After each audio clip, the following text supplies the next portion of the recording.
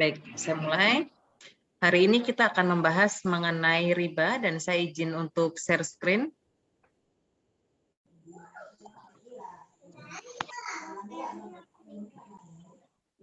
Apakah terlihat? Terlihat, Bu.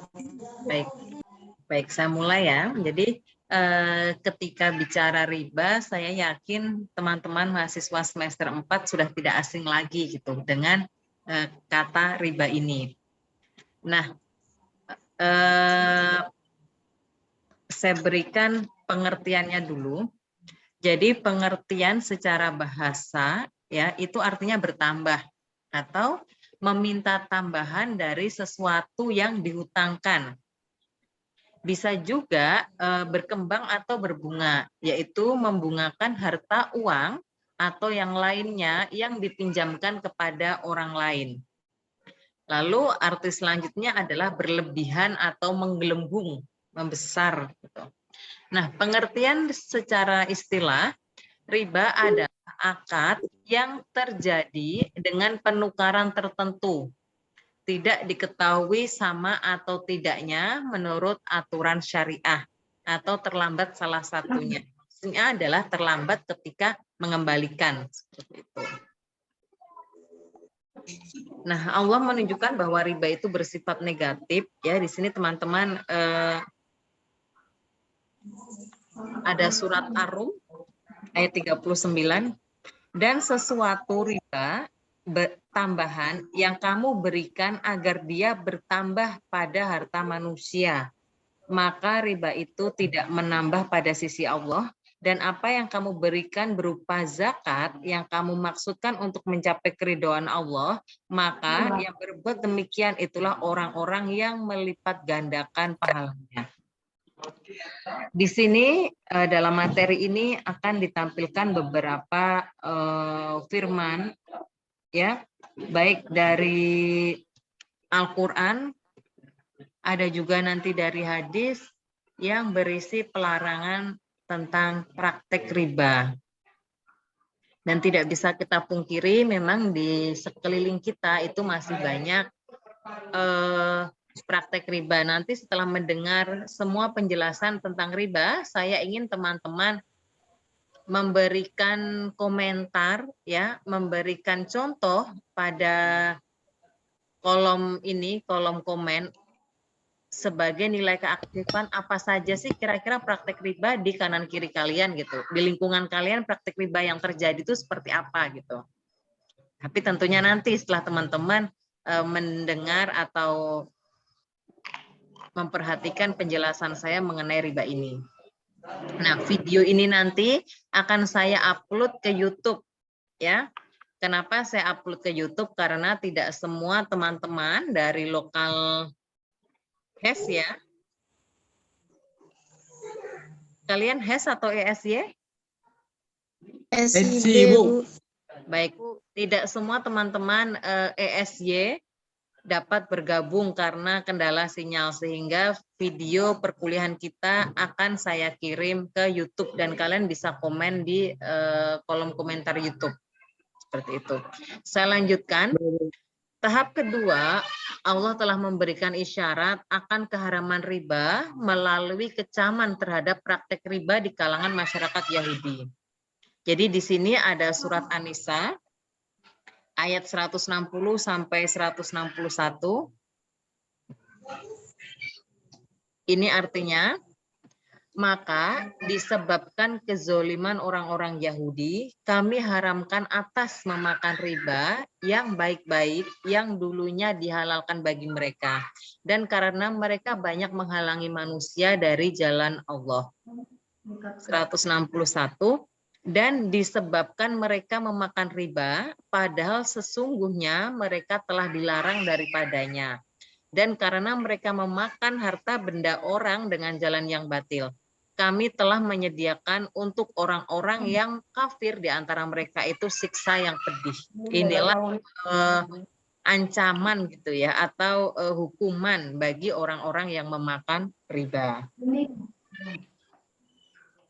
3. Allah mengharamkan salah satu bentuk riba yaitu yang bersifat berlipat ganda dengan larangan yang tegas. Ini ada surat Ali Imran ayat 130.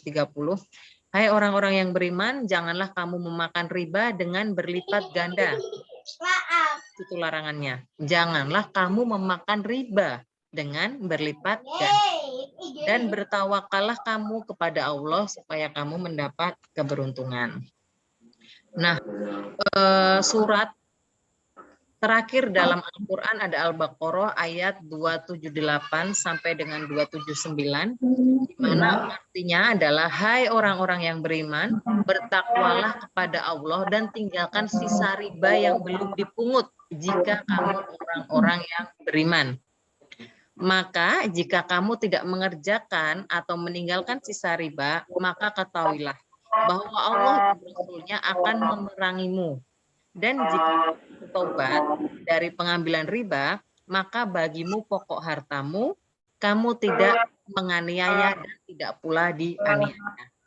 Pertanyaannya adalah, bagaimana kalau ada seseorang itu ya, atau mungkin bagaimana keluarga saya atau orang tua saya pernah pinjam itu Bu yang berbunga gitu, pinjaman yang berbunga, entah dagang, usaha atau ada usaha lain dan meminjam ke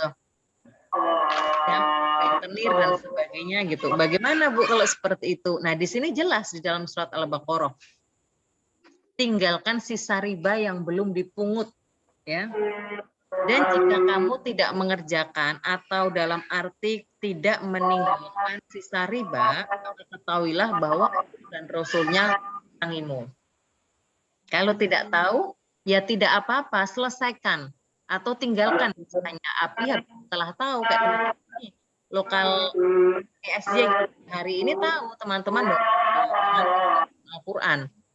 Kalau sudah tahu artinya apa, jangan pernah praktekkan seperti itu. Baik, itu tadi untuk landasan Quran. Selanjutnya hadis. Jabir berkata bahwa Rasulullah SAW mengutuk orang yang menerima riba, orang yang membayarnya, dan orang yang mencatatnya, dan 2 orang saksinya. Kemudian beliau bersabda, mereka semuanya sama. Jadi mau yang membayar, yang menerima, yang mencatat itu sama. Lalu diriwayatkan oleh Hurairah bahwa Nabi Muhammad SAW berkata, pada malam perjalananku, aku melihat orang yang punya sebuah rumah, di dalamnya dipenuhi ular-ular yang berkeliar, yang kelihatan dari luar. Aku bertanya kepada Jibril, siapakah mereka itu? Jibril menjawab, mereka adalah orang-orang yang bisa bayangkan seorang yang perutmu itu penuh dengan ular itu. Setelah sang Nabi bertanya kepada Jibril, siapakah orang itu? Maka Jibril menjawab, mereka adalah orang yang menerima riba. Itulah gambaran dari orang-orang yang memakan riba. Selanjutnya diriwayatkan, sebentar saya unmute dulu semuanya ya. Oke. Diriwayatkan oleh Abu Hurairah bahwa Nabi Muhammad SAW bersabda, riba itu memiliki 70 tingkatan. Adapun tingkatan paling rendah dosanya sama dengan seseorang yang melakukan zina dengan ibu kandungnya. Jadi teman-teman bisa bayangkan seperti apa dosanya, seperti apa kejamnya apabila seorang anak laki-laki itu berzina dengan ibunya. Nah, setara seperti itulah dosa riba yang paling rendah. Dan dia ada 70 tingkatan. Ya. Jadi karena teman-teman sudah tahu, mari sama-sama kita menghindari praktek riba ini. Saya lanjutkan. Jadi apa saja sih yang termasuk riba gitu? Jangan-jangan kita salah satu dari kita ada yang udah praktek gitu ya, udah ada yang ngejalanin gitu. Baik, sekarang saya bahas jenis-jenis riba. Yang pertama adalah riba hutang. atau disebut dengan riba dain, riba qard. Itu riba dalam pinjaman. Jadi tingkat kelebihan tertentu yang disyaratkan kepada orang yang berhutang. Jadi katakan nih Siti Mutia hutang gitu ke Bu Ani. Bu Ani, saya pinjam uang 1 juta. Nah, uang 1 juta ini tidak digunakan untuk berniaga atau untuk melakukan usaha sehingga tidak mendatangkan keuntungan gitu ya. Terus saya bilang sama Siti, Siti, 1 juta ini kembalikan ke Ibu 1.300.000 ya. Nah, 300-nya itu bisa disebut sebagai riba. Apabila uang yang dipinjam oleh Siti itu tidak digunakan untuk usaha, untuk berdagang, atau untuk melakukan perniagaan yang menghasilkan keuntungan. Artinya apa? Itu kelebihan yang diwajibkan.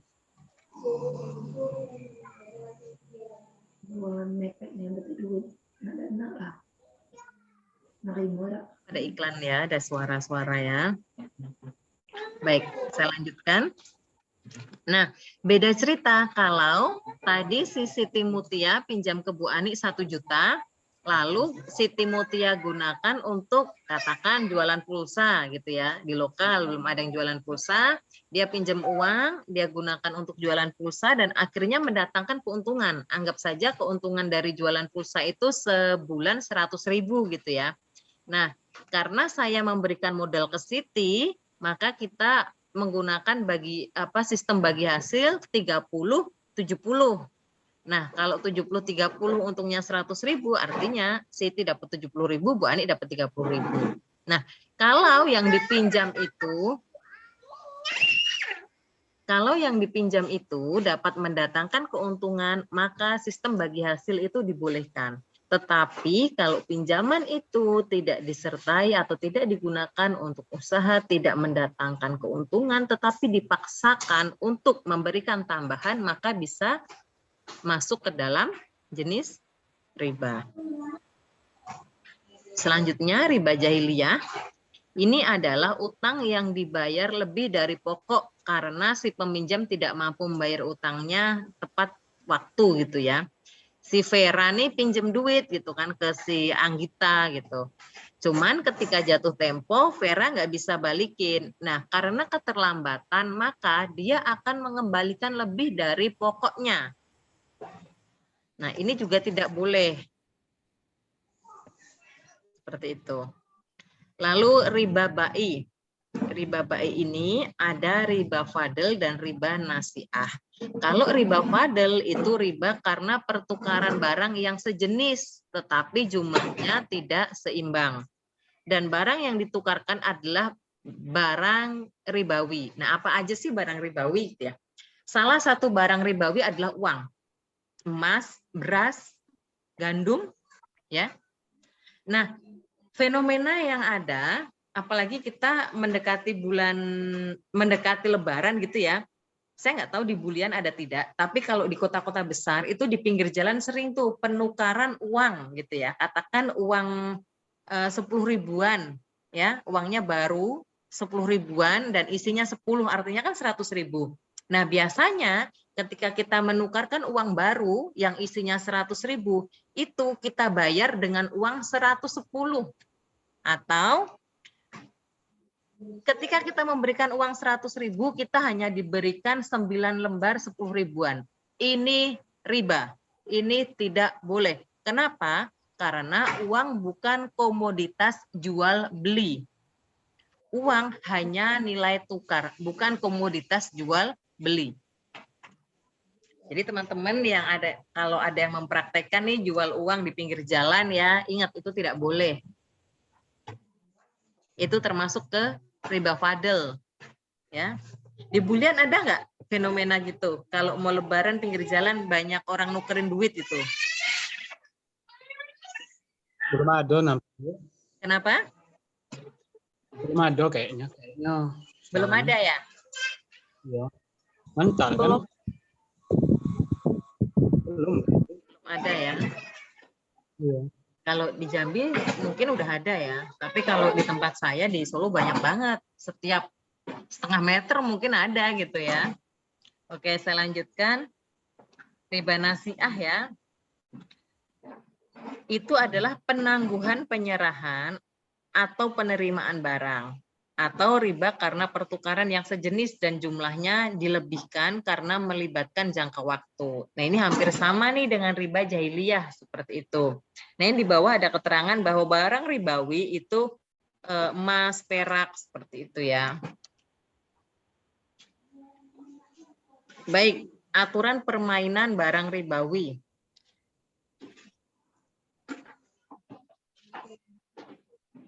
Ini yang saya sebutkan barusan, dalam jual beli barang sejenis hendaknya sama jumlah dan kadarnya, serta serahkan dalam jual beli. Jadi selembar uang 100.000 dengan 100 lembar uang 1000-an harus genap gitu. Lalu jual beli barang yang berlainan jenis diperbolehkan untuk pembeda dalam jumlah dan kadar. Dengan syarat apa? Barang diserahkan pada saat akad. Kalau $1 9.500, ya ketika itu juga.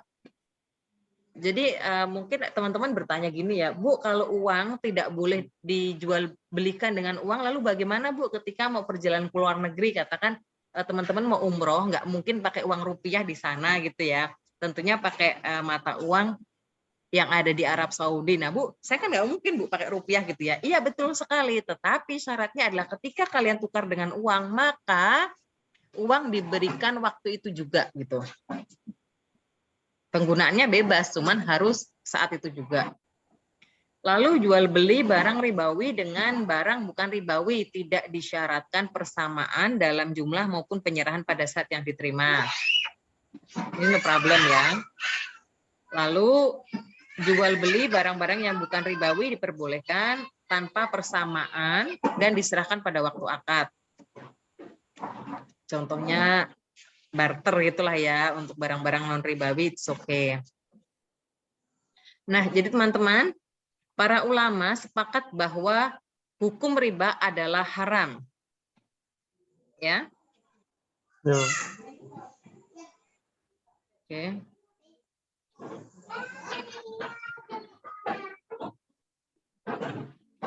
Ini Dr. Umar Capra, sudah menjadi keputusan hampir seluruh ahli fikih di dunia bahwa bunga bank masuk dalam kategori riba. Jadi saya tidak tahu lokal ini apakah sepakat dengan hal ini atau tidak, tetapi ahli fikih sudah mensepakati ya bahwa bunga bank itu masuk ke kategori riba. Sebentar.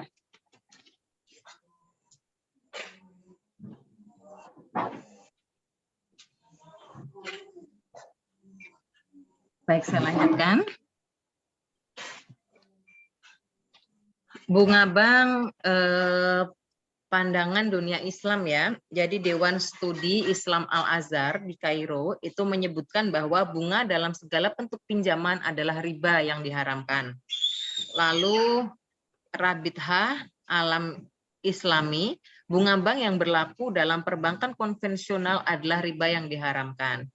Lalu ada Majma Fikih Islami, organisasi konferensi Islam, itu seluruh tambahan dan bunga atas pinjaman yang jatuh tempo dan nasabah tidak mampu membayarnya, demikian pula tambahan atas pinjaman dari permulaan perjanjian adalah dua gambaran dari riba yang diharamkan secara syariah.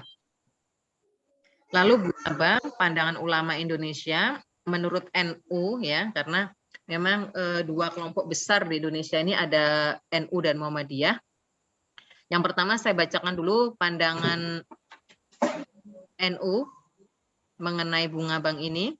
Sebagian ulama mengatakan bahwa sama dengan riba. Sebagian lain mengatakan tidak sama dan sebagian lagi mengatakan subhat.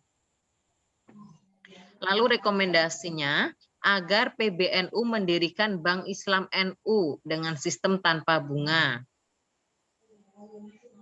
Munas di Bandar Lampung tahun 92, kalian belum ada ini.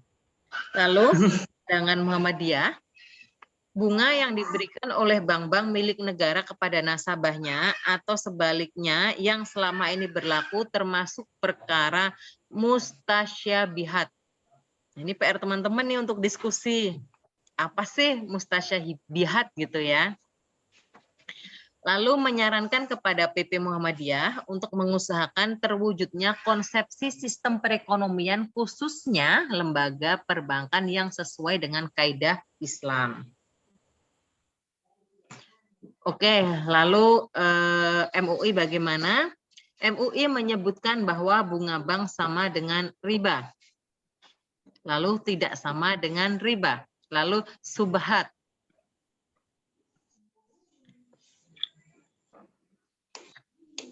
Oke, lanjut ke Silakmas MUI tahun 2003, bunga bank sama dengan riba. Lalu berbagai pandangan tentang bunga, oke, ini saya skip, nanti teman-teman bisa baca. Nah, saya langsung ke sini nih, bunga versus bagi hasil. Jadi teman-teman, kalau bunga itu penentuan bunga dibuat pada waktu akad dengan asumsi harus selalu untung. Ketika Vera minjemin si Rosa dan di situ Vera menggunakan sistem bunga, maka yang menjadi keputusan atau ketentuan dari pihaknya Vera adalah Vera harus selalu untung. Seperti itu. Lalu untuk bagi hasil, itu penentuan besarnya rasio atau nisbah bagi hasil dibuat pada waktu akad dengan berpedoman pada kemungkinan untung atau rugi. Tadi Bu Ani ngasih contoh kan, Bu Ani ngasih pinjem Siti buat usaha pulsa gitu ya. Nah, aspek yang harus menjadi dasar atau yang harus dipegang adalah berapa kira-kira keuntungan Siti dalam 1 bulan. Dan yang menjadi patokan adalah nilai bagi hasilnya. Proporsinya berapa? 30-70. Ketika Siti untungnya 100.000, oke 30 Bu Ani, 70 Siti. Ketika Siti untungnya 200.000, oh 60.000 Bu Ani, 140.000 Siti. Seperti itu. Jadi yang jadi patokan persentase bagi hasilnya. Tetapi ketika kita menerapkan sistem bagi hasil, kita harus memastikan dulu apakah sistem yang digunakan adalah loss and profit sharing, artinya berbagi untung dan rugi, ataukah revenue sharing adalah keuntungan bersih, berbagi keuntungan bersih setelah dikurangi biaya operasional, atau hanya profit sharing. Profit sharing artinya hanya keuntungan yang dibagi. Nah, itu tergantung kesepakatan dari kedua belah pihak. Get back to you. Yang kedua, Get back to you. oke, mungkin konsernya saya ini dulu, saya mute dulu ya.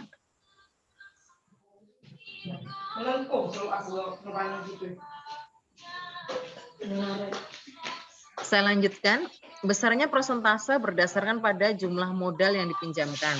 Kalau bunga, jadi bunga itu kalian balikin bunganya dikit atau banyak itu tergantung nominal pinjam kalian. Kalau si Vera tadi minjemin Rosa itu cuma 100.000, ya udah deh bagi hasilnya 20.000 gitu kan. Tetapi kalau minjeminnya adalah 10 juta, banyak bunga yang akan diberikan. Itulah kalau sekarang udah nampak, kalau kita udah bentar ganti baju. Itulah bunga, ya. Kantuk merah.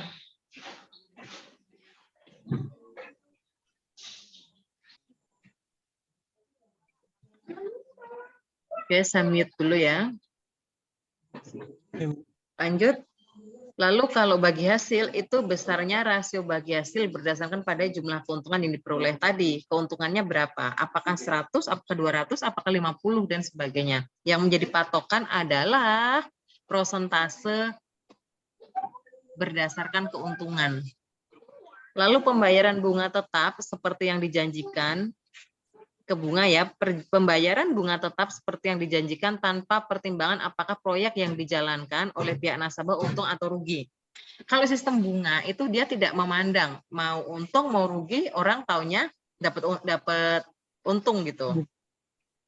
Oke, kita 10 menit lagi akan akan off otomatis. Nah, nanti silahkan teman-teman klik link yang tadi saya bagi di grup ya. Karena ini saya pakai Zoom biasa, nggak Zoom yang berbayar, jadi setiap 45 menit mati. Saya lanjutkan. Kalau bagi hasil itu tergantung pada keuntungan proyek yang dijalankan. Bila usaha merugi, maka kerugian akan ditanggung bersama oleh kedua belah pihak. Artinya, kalau yang poin C itu profit, loss and profit sharing. Jadi berbagi keuntungan dan berbagi kerugian. Seperti itu. Yang keempat, bunga, jumlah pembayaran bunga tidak meningkat sekalipun jumlah keuntungan berlipat dan keadaan ekonomi sedang booming. Katakan nih kemarin pinjam buat bisnis masker gitu ya. Masker lagi booming-boomingnya, pengusaha masker untungnya gede gitu. Maka ketika untungnya besar, si peminjam tidak harus memberikan tambahan bunga. Kalau bagi hasil ketika pendapatan meningkat, maka bagi hasilnya juga meningkat. Karena tadi yang menjadi patokan adalah persentase. Poin terakhir, bunga, eksistensi bunga diragukan kalau tidak dikecam oleh semua agama termasuk Islam. Sedangkan bagi hasil tidak ada yang meragukan keabsahan bagi hasil. Baik, ini merupakan set terakhir. Yang mau bertanya, saya silahkan untuk menyalakan audionya.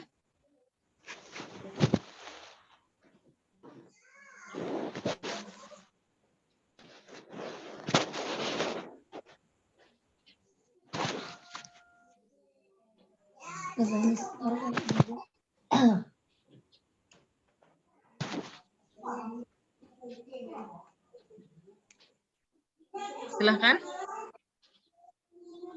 Ada yang ditanyakan sampai di sini?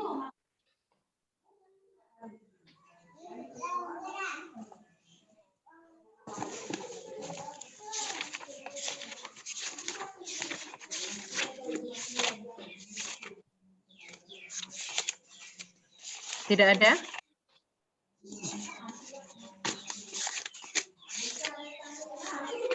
Halo? Halo. Kalau itu misalnya kalau kita minyak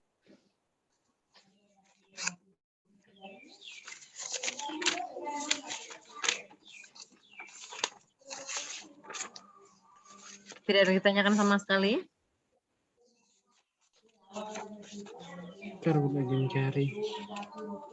Baik, teman-teman, saya ulangi untuk tugas kalian.